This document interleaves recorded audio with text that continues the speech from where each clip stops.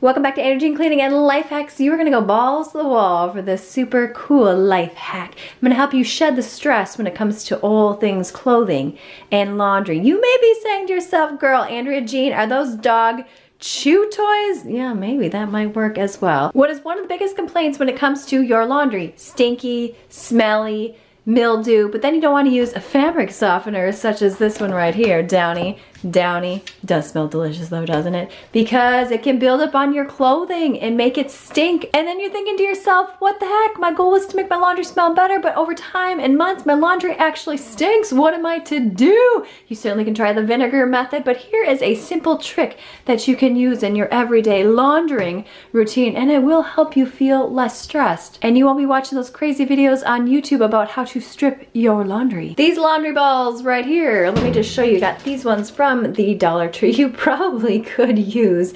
dog chew toys. I mean, I'm not really sure. The ultimate goal behind this is to separate your laundry as it's going through the dryer round and round and round, because when the clothes rub on each other, that creates static electricity, thus causing your clothes to stick together, and then you're walking around with your shirt or your skirt inside of your butt or whatever the case may be. So these balls are awesome. Now, I do prefer the wool dryer balls. You can put a ton of those babies in your dryer with your clothes. The nice thing about the wool is it does help absorb the moisture faster, but these are just really fun and satisfying to incorporate into your laundry routine, especially if you're trying to avoid fabric softeners. You may have seen people use tennis balls in their dryer. That works well too, but those are a bit heavy depending upon what you are using in your dryer, and like really start to bang around in there. Let me know if you've tried this before in that comments box below. Oh, I almost forgot to add here. When you are drying microfiber, you cannot use